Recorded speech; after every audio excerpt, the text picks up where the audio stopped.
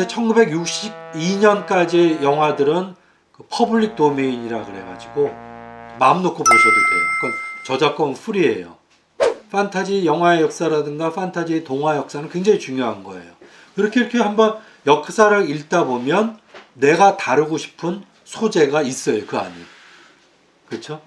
그러니까 꼭 내 머릿속에 나와야 중요한 건 아니죠. 그래서 가끔 가다가 역사 속에서 소재를 찾아본다. 그래서 여러분들도 오늘 아주 멋진 이야기를 쓸 수 있는 소재를 검토한다라고 생각을 하시면 됩니다. 자, 준비되셨죠?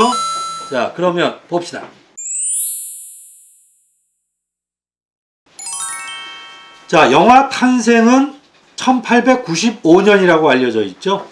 리메르 형제의 영화를 처음으로 평가하는 이유는 다른 여러 가지 요건들이 있는 거죠. 그래서 어쨌든 우리가 지금 역사책에는 리미에르 형제가 1895년에 처음 영화를 만들어서 처음 상영한 걸로 기록이 되어 있습니다. 그래서 전 세계 영화계는 영화의 날이 있죠. 1895년 12월 28일인가 그걸 전 세계 영화의 날로 잡고 있어요. 그 요거의 기점인 거죠. 그래서 제일 유명한 거는 기차의 도착인데 사실은 그때 여러 편 것 중에 하나인데 이렇게 자료를 보면 최초로 한 거는 공장에서 퇴근하는 노동자들이라는 작품이 최초라는 레벨에 있어요. 그러니까 리메르 형제가 무슨 사진이랑 가게 된 공장을 운영했다고 하죠. 그래서 자기네 공장에서 퇴근하는 노동자들을 찍은 그런 것들. 이 멜리어스가 거의 동시대에 1년 정도 차이밖에 안 나요. 불과 1년도 안 돼서 판타지 영화를 만든 거예요. 그래서 이제 확인되지 않은 야사 중에 하나는 리메르 형제가 파리의 그랑파 카페에서 영화를 처음 상영했을 때 멜리에스도 있었대요. 왜냐면 화제가 됐을 거 아니에요? 신기한 게 있었대. 근데 멜리에스도 보고 충격을 받았대요. 근데 역시 판타지 좋아하는 사람은 그릇이 다르죠. 왜 저렇게 영화를 사용을 하지? 판타지로 하는 게 훨씬 멋있겠는걸? 그래서 멜리어스는 판타지 영화의 아버지인 거죠. 그래서 자기도 많이 등장을 했어요. 왜냐하면 이 사람 직업은 극장에서 있는 무대 마술사였기 때문에 자기가 마술하는 거를 영화로 찍어서 그것도 이렇게 자기 작품으로 만들고 그리고 1902년에 진짜 전환점이 되는 조르주 멜리어스가 달나라 여행을 만들게 됩니다.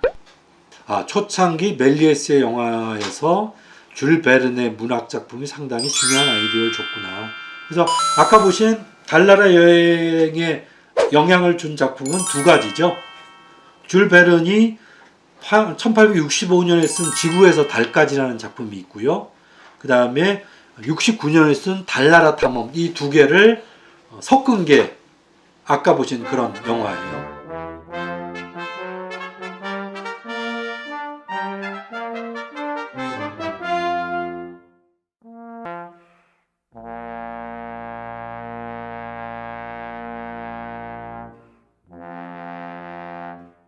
영화사적으로도 의미가 있는 작품이 1918년에 나옵니다. 전 자료를 많이 찾아봤는데 최초의 판타지 장편 영화가 뭔지는 좀 잘 못 찾겠어요. 근데 제가 찾은 바로는 1918년에 나온 파랑새가, 그래서 이분이 1918년에 파랑새라는 장편 영화 판타지를 만들기도 했다.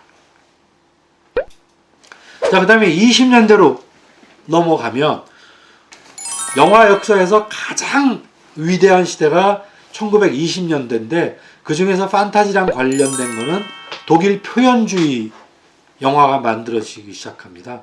표현주의는 예술 사조죠. 영화뿐이 아니라 문학, 특히 디자인, 그래픽, 그러니까 거의 모든 예술에 영향을 끼쳤던 그런 이제 표현주의 시대가 있었는데 이제 독일 영화인들도 영향을 받아서 이제 만든 작품들을 우리는 이제 표현주의 영화라고 하죠. 자, 보통 표현주의 영화의 첫 작품을 1919년 칼갈이 박사의 밀실이라고 얘기를 하거든요. 포스터 굉장히 흥미롭죠. 이거는 굳이 장르를 따지면 스릴러예요. 이렇게 막 극단이 있고 몽유병에 걸린 배우가 아름다운 여인을 납치하고 여인의 약한 영화 그 사건을 추적을 하고 사건의 절말을 알아내고 아주 흥미로운 그런 스릴러입니다. 근데 왜 표현주의라 그랬냐면 지금 포스터 나오지만 포스터가 좀 독특하지만 포스터는 뭐냐 이렇게 그렸구나라고 할 수 있지만 사실 영화 자체가 이런 느낌이에요. 영화 주인공 중에 한 명인 범인이 아름다운 여인을 납치해서 도망가는 지붕 장면이에요. 근데 여러분 지붕처럼 보이나요 이게? 그래서 표현주의의 특징은 사물의 왜곡이거든요. 그냥 지붕을 찍는데 지붕을 그냥 그림으로 그리거나 영화로 찍는 게 무슨 의미가 있니? 이상한 애들이다. 니네 다큐멘터리 찍냐? 지붕이 갖고 있는 본질적인 느낌을 그림으로 그리고 영화로 찍으려고 하는 거죠. 그러니까 우리가 육안으로 보는 지붕이 아니라 우리가 주관적으로 보는 지붕이 나오는 거죠. 드디어 운명이라는 작품이 나옵니다. 1921년. 그리고 장르 영화의 아버지라고 평가받는 후리츠랑. 이 사람도 진짜 그야말로 위대한 10대 감독 중에 들어갈 거예요. 근데 이분이 이제 21년에 데스티니라는 운명이라는 걸 이것도 역시 여러분 유튜브에 있습니다. 깜짝 놀랍니다. 진짜 이거는. 이렇게까지. 그래서 이거는 이제 어쨌든 죽음의 신이 나오고요. 자기 약혼자를 찾기 위해서 한 여인이 세계의 동일한 시간대에 있는 평행 세계를 이렇게 여행하는 이야기예요. 그래서 테크놀로지도 굉장히 뛰어나고요. 그래서 이런 작품 드디어 예술로서의 판타지 영화가 나오기 시작하고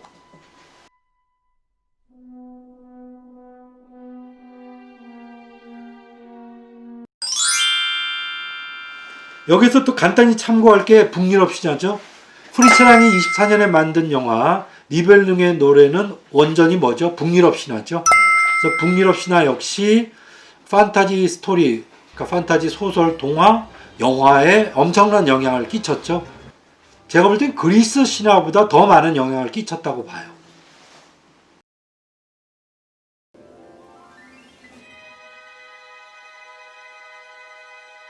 이때는 미국은 판타지가 별로 이렇게 발전되어 있지 않았을 텐데 노력은 많이 했습니다. 그래서 그 와중에 나온 걸작 중에 하나가 24년에 나온 바그다드의 도둑이에요. 그래서 소재를 벌써 선택하는 게 틀리죠. 아라비안 나이트에서 소재를 갖고 와가지고 이제 30년대로 가면 아주 독특한, 이거는 이제 상업영화는 아닙니다. 상업영화라는 완전히 거리를 둔, 하지만 판타지가 무엇인가라고 고민할 때 가장 전 개인적으로 너무 좋아하는 초현실주의가 등장을 합니다. 그래서 이정표가 되는 작품이 1929년에 안달루시아 개라는 단편 영화가 나옵니다. 근데 감독이 굉장히 흥미롭죠. 초현실주의 영화의 유일한 대표자라고 할 수도 있어요. 부니엘이 있고 그 다음에 달리, 많이 이름 들어보지 않았나요? 살바도르 달리가 만든 영화예요. 같이.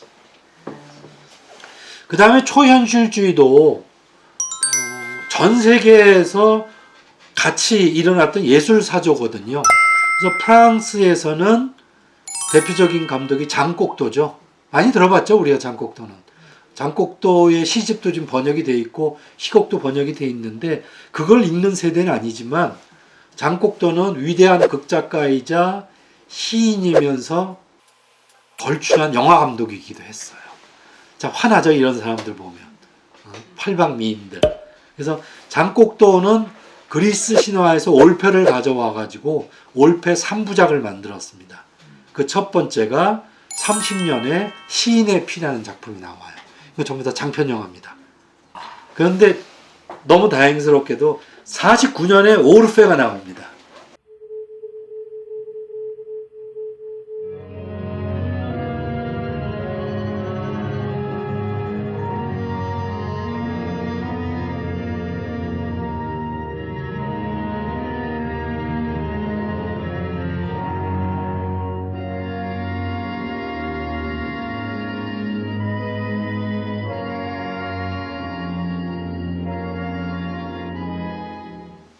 그 다음에 30년대로 넘어가면 1930년대 영화의 특징은 뭐죠? 유성영화가 등장을 하는 거죠. 저희들이 좀 전에 얘기한 것들 49년에 나온 올페 빼놓고는 다 이제 무성영화 얘기를 했던 거고, 드디어 이제 27년부터 사운드 영화가 나오기 시작합니다. I'd walk a million miles for one of your smiles on my mania. 그래서 그로부터 몇 년 후 대표작이 킹콩이죠. 지금 봐도 굉장히 재밌습니다. 그래서 이 1933년 킹콩에 너무 큰 감동을 만들어서 리메이크를 한 사람이 누구죠? 이 리메이크는 뭐 한 10편 정도 가까이 되는데, 너무 잘 만든 리메이크는 피터 잭슨 거죠. 그러니까 피터 잭슨 감독이 반지의 제왕으로 돈 벌고 나서 곧장 한 게 킹콩을 만든 거였어요. 그래서 여러분들 보시면 알 거예요. 33년에 이렇게 재밌는 영화를 만들 수 있다니.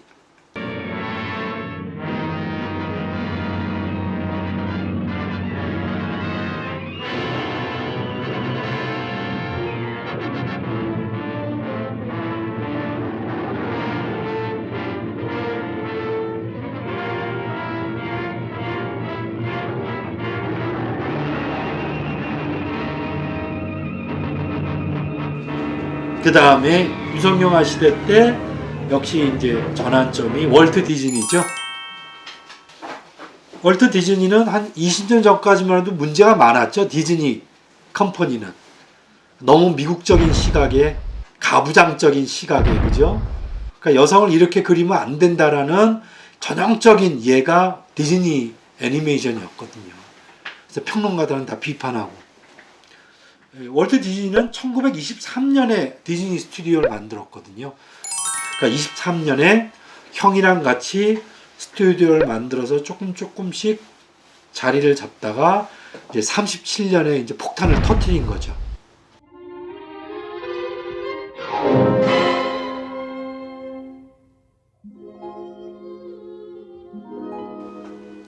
이것도 역시 여기서 보면 알겠지만 백설공주는 어디에서 소재를 갖고 왔죠? 민담이죠. 월트 디즈니가 전략적으로 민담을 갖고 온 거죠. 자, 그 다음에 이거는 일반인들한테 잘 알려지지 않은 작품이에요. 시기인데 1940년대로 넘어가죠. 40년대는 어떤 시기라고 할 수 있을까요?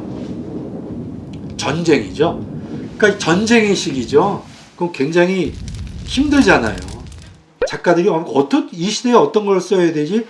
첫 번째는 리얼리즘적이 필요하죠. 왜 이런 상황이 왔는가에 대한 역사를 보면 알 수가 있는 건데, 1940년대 미국이나 영국, 유럽 쪽에서는 백색 판타지라는 영화들이 굉장히 많이 만들어집니다.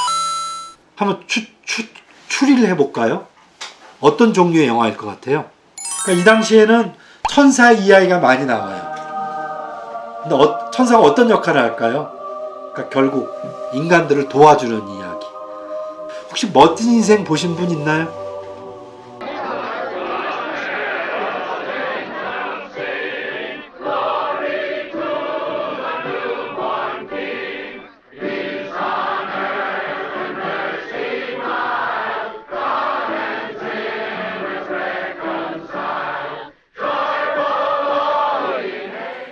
자, 그리고 이제 전쟁이 끝나고 1950년대로 들어갑니다.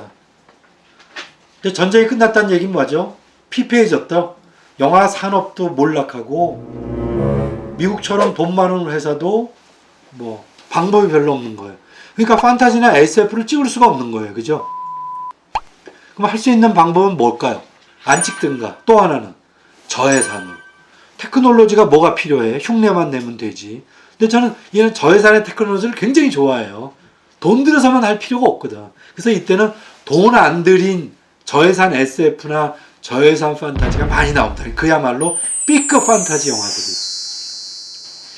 근데 1956년에 나온 신체 강탈자의 침입, 이거는 굉장히 대표작이죠. 저예산인데 이건 완성도가 높기 때문에 대표작이에요. There will be. Every one of them. Listen, we're going to have to search every building, every house in town. Men, women, and children are going to have to be examined. We've got some phoning to do. 유럽이 저예산 SF로 잡는다면 드디어 50년대와 60년대에 판타지에서 가장 중요한 또 하나의 경향이 나타납니다. 동유럽의 판타지 영화들이죠. 그래서 특히 체코는 인형극으로 유명하죠. 그래서 여러분 체코 가면 맥주도 싸죠. 여행하기도 좋죠. 뭐 그게 아니라 인형극도 꼭 보셔야 돼요. 체코 인형극. 거기까지 가서 체코 인형극을 안 보면 어떡해. 근데 이 사람들은 워낙 국가의 예술로처럼 옛날부터 발전이 됐기 때문에 판타지 영화를 만드는데도 자연스럽게 인형극을 결합시켜요.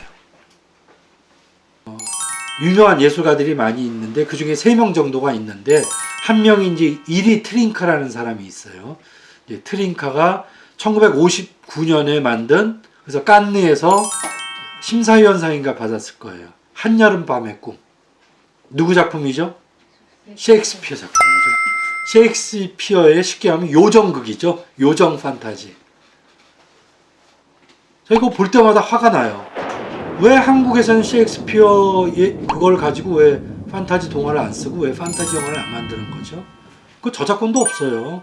그 다음에 개인적으로 제일 창의적이라고 생각하는 카렐 제만이라는 감독이 있습니다. 쥘 베르느 거를 여러 편을 만들었어요. 그래서 카렐 제만 감독도 여러 개를 만들었는데 그 중에 1958년에 만든 죽음의 발명품이라는 게 유튜브에 올라 있는데 그게 이제 쥘 베르네 작품이 한국에는 번역되지 않은 작품입니다.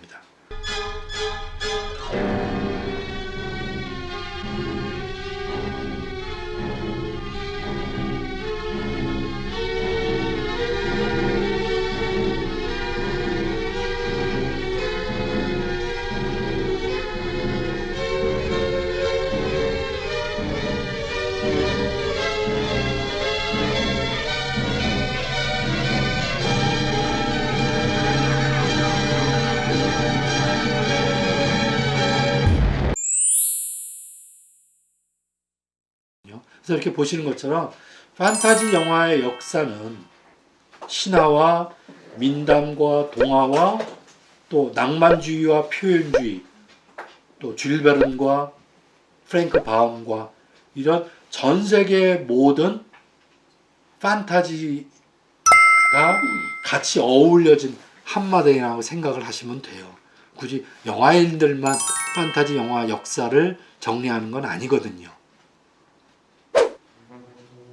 자, 나중에 기회가 있으면 저희들이 뒤에 작품들도 할 거고, 그 다음에 질문도 기회가 있으면 여기에 맞춰서 따로 받도록 하겠습니다.